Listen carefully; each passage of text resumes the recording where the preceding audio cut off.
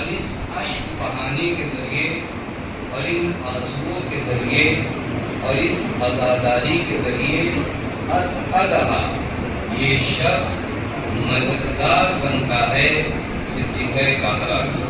لیکن آپ خالی کبھی ہم بعض عمل کی عظمت کو نہیں سمجھ پاتے کہ اس عمل کی عظمت کیا ہے. وصل فاطمہ پہنچتا ہے یہ عمل کہاں پر؟ بارگاہ صدیقہ طاہرہ میں. واسعدہا اور یہ مدد کا سبب بنتا ہے. کس کی مدد؟ عجیب مرحلہ ہے.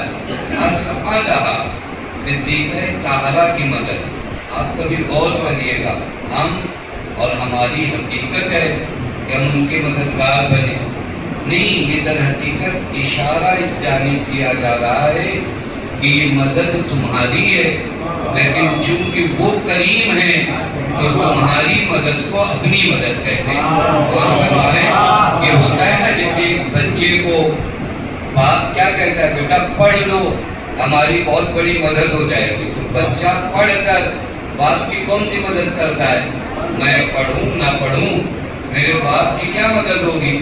میں اچھے سے رہوں نہ رہوں میرے باپ کی کیا مدد ہوگی؟ در حقیقت باپ اور بیٹے کا جو رشتہ ہوتا ہے وہ اتنا گہرا ہوتا ہے کہ اگر بیٹا آگے بڑھتا ہے یا بیٹا صحیح ہوتا ہے تو اسے باپ اپنے لیے سمجھتا ہے. ہمارا ائمہ سے اور معصومین سے وہی رشتہ ہے. جتنا ہم ترقی کرتے جاتے ہیں تو کہتے ہیں یہ مدد ہماری اور ہماری. سبحان اللہ سبحان اللہ. اشد اتصالاً میں ایک روایت دیکھ رہا تھا جہاں روایت میں بیان کیا گیا کہ اہل بیت کے چاہنے والوں سے رشتہ کیسا ہے. اور کریے گا روایت کہتی اشد اتصالاً من الشمس علی الضیاء. جس طرح سورج کا رشتہ اپنی کرنوں سے ہوتا ہے، ہم اہل بیت کا رشتہ ہمارے چاہنے والوں سے ایسا ہے.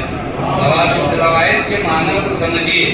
سورج کتنی بھی بلندی پہ ہو اس کا رشتہ اپنی ضیاء اور روشنی سے نہیں ٹوٹتا.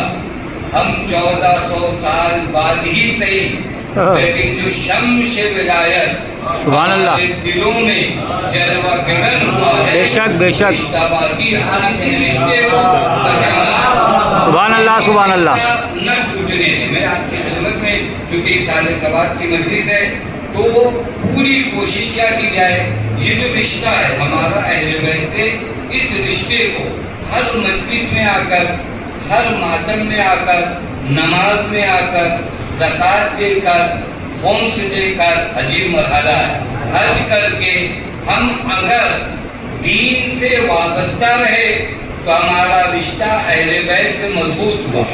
اور اگر اہل بیت سے رشتہ مضبوط ہو گیا اور پوری کائنات سے رشتہ ٹوٹ گیا تو کوئی فرق نہیں پڑے گا. لیکن اگر پوری کائنات سے رشتہ بنا لیا لیکن اہل بیت سے ٹوٹ گیا تو کامیابی ہاتھ نہیں آئے گی.